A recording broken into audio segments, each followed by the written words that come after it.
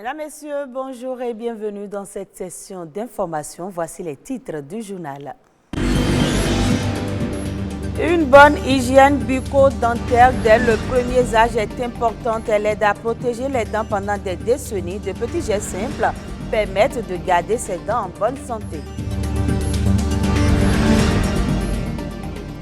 Au nombre des aliments les plus très prisés figure le pain. Croustillant dû aux céréales noires, croquant ou tendres, le pain existe dans une infinité de déclinaisons.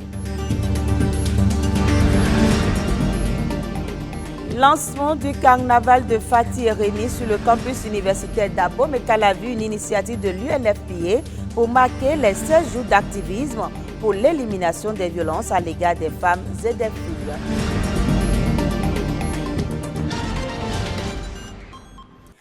Adopter une hygiène bucco-dentaire irréprochable est important pour votre santé. En effet, les affections bucco-dentaires sont très fréquentes et peuvent être responsables de la perte précoce des dents. Un peu de prévention associée à quelques petits gestes simples de la vie quotidienne permettent de garder des dents saines et en parfaite santé. Reportage Ruth Avanon, Patrick Adiagboudiou. On va regarder un peu, je vais voir ce qui se passe dans votre... Hermine souffre des maux de dents. Ne pouvant plus supporter la douleur, elle consulte son dentiste. Après diagnostic, le docteur constate que le mal l'a totalement atteint avant que sa patiente ne vienne en consultation. La plupart du temps, c'est ça. Le patient, en général, vient en consultation à partir du moment où il sent des douleurs.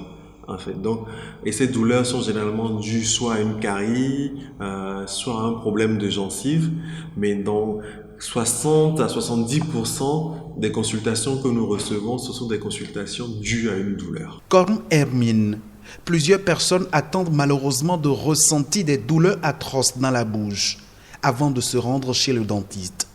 Moi, je n'ai jamais été chez un dentiste pour faire la vérification si j'ai un problème de dents ou pas. Je suis allé voir un dentiste une fois. Il faut dire que j'avais un problème de carie dentaire. Et c'est là-bas que j'ai découvert en fait l'importance de l'entretien de la bouche. J'aimais bien manger des sucreries telles que du lait en poudre. J'aimais aussi sucer du lait concentré. Et puis, j'aimais plus des caramels. J'ai commencé à ressentir les maux de dents quand je dors la nuit. Je sens comme si ma dent était en train de tirailler des dents, des douleurs un peu, et puis je vais pleurer toute la nuit.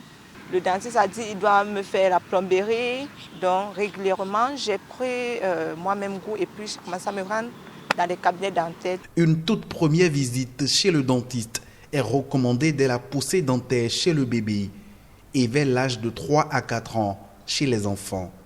Mais à en croire ce professionnel de santé, très peu de parents ont pris l'habitude de venir en consultation avec leurs enfants. Le pourcentage de parents qui viennent juste pour un contrôle et un détartrage systématique, il est réduit à peu près à 6 ou à 7%. Dans la majorité des cas, les parents viennent quand les enfants ont une douleur. Rendre fréquemment visite au dentiste permet d'éviter bon nombre de désagréments. Quand vous allez attendre que les maladies vont venir avant que vous n'allez voir un dentiste pour vérifier votre dent, ça serait trop tard. L'hygiène bucco-dentaire est très importante pour l'être humain en général, pas seulement pour les enfants. L'hygiène bucco-dentaire doit être aujourd'hui la priorité de tout le monde.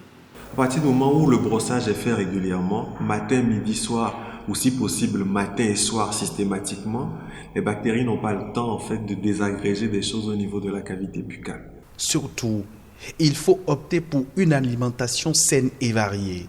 Le sucre, l'alcool ou encore les jus d'agrumes sont à consommer avec modération. Parlons à présent de cet aliment incontournable dans notre alimentation, le pain. Qu'il soit croustillant, dû aux céréales tendres, complet ou tressé, le pain est un aliment de base qui revêt une importance majeure presque partout dans le monde depuis le début de l'agriculture. Suivez plutôt. Baguettes aux céréales et aux graines, boules, épis, fougasses. Il existe une grande variété de pains, à la fois moelleuse et croustillante. Son goût est discret et sa croûte est fine. ce 16 octobre, journée mondiale du pain, la communauté internationale met en lumière celles et ceux qui se lèvent tôt chaque matin pour préparer, pétrir, façonner, cuire et fabriquer in fine les pains que nous consommons au quotidien. Le pain, aliment de base traditionnel de nombreuses cultures dont l'origine est très ancienne. Il est fabriqué à partir de la farine, de l'eau et contient généralement du sel. D'autres ingrédients s'ajoutent selon le type de pain et la manière dont il est préparé culturellement d'un pays à un autre. Si la baguette de base se compose essentiellement d'eau, de farine, de levure et de sel, on pourra ajuster la recette en fonction des différentes formes et du goût qu'on souhaite lui donner. Du point de vue nutritionnel, le pain est un aliment à consommer à satiété et à toutes les occasions possibles. Il est recommandé par les agents de santé car conseillé pour ses apports en glucides complexes, en protéines végétales, en fibres et pour sa faible teneur en matières grasses.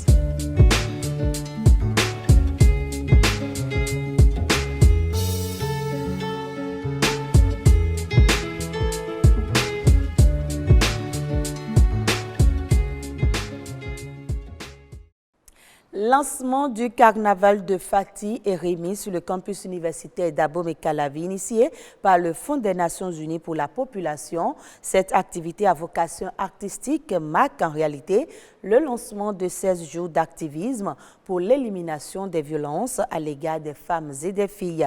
Les détails avec Nicanor Kovi et Oded Dossou. Voici Fati et Rémi, deux frères et sœurs.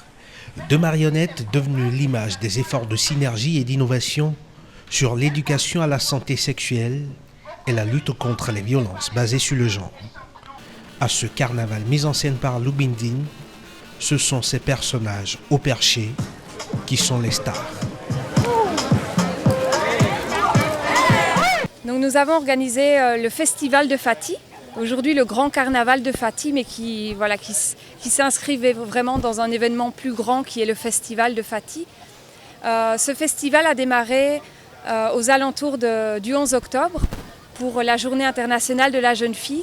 Le festival de Fati, pour une série d'activités qui se poursuivent ce 25 novembre avec ce carnaval lancé un jour pas si anodin que ça. Le 25 novembre marque le lancement des 16 jours d'activisme pour l'élimination de la violence à l'égard des femmes et des filles. Tout un symbole pour faire le pont entre les thématiques de l'éducation à la santé sexuelle, d'autonomisation des jeunes filles et de lutte contre les violences basées sur le genre qui sont intrinsèquement liées. Fati et Rémi discutent et sensibilisent et leurs actions inspirent des engagements, notamment à l'égard des étudiantes victimes de harcèlement sexuel et de violences basées sur le genre.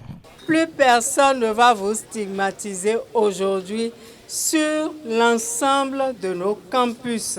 Un carnaval dans un festival et 16 jours d'activisme pour l'élimination des violences à l'égard des femmes et des filles. Derrière le spectacle, un engagement citoyen. Instant football à présent, Coupe du Monde 2022, ce lundi 28 novembre, le Cameroun et la Serbie se sont séparés sur un match nul alors que le Ghana a battu la Corée du Sud. Le résumé de ces deux matchs avec Blaise Adampo. En pronateur, ils punissent d'abord les Serbes à la 23e minute. En 3 minutes, les Poulains de Rigo ont marqué le but du 3-1 pour les Aigles de la Serbie. Vincent Aboubakar à la 63e minute et Choupo-Moting à la 66e minute remettent les Lions indomptables dans la partie. Ce sont les Black Stars du Ghana qui se sont imposés dans la douleur face aux Sud-Coréens. S'ils ont mené 2-0 en première partie, grâce aux réalisations de Salissou et Koudous, les Ghanéens se font rejoindre au score au retour des vestiaires. Koudous à la 68e minute va s'offrir un doublé, mais aussi les 3 points au Ghana. Et il faut préciser qu'après sa courte victoire face à la Suisse, le Brésil s'est qualifié pour les huitièmes de finale comme le Portugal qui a battu l'Uruguay. Suivons à présent la nation en bref avec Nadège Omolade-Sani.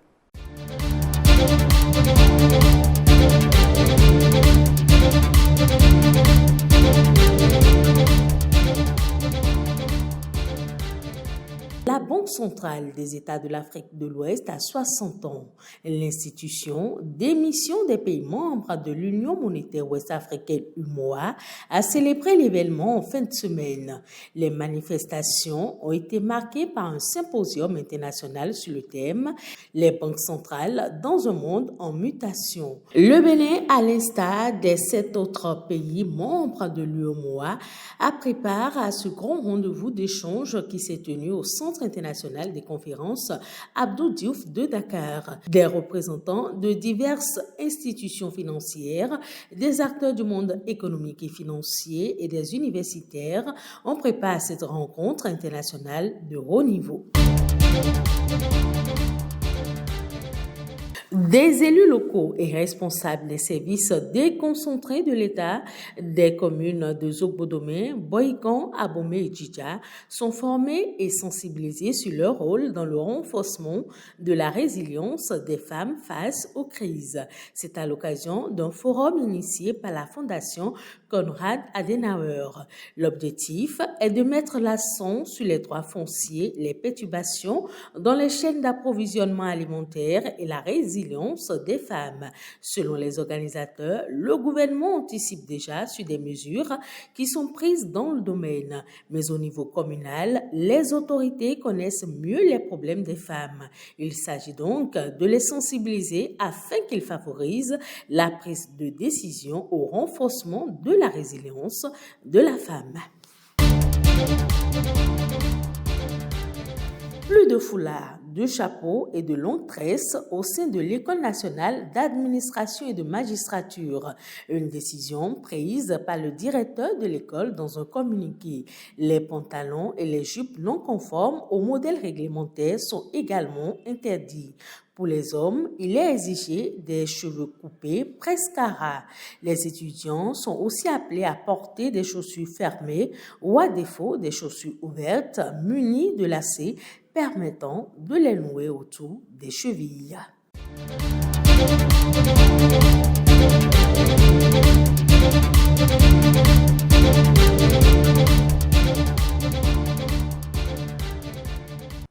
Et ce sera tout pour ce journal à revoir sur le site de l'ORTB, www.ortb.bj. Merci à vous de nous avoir suivis.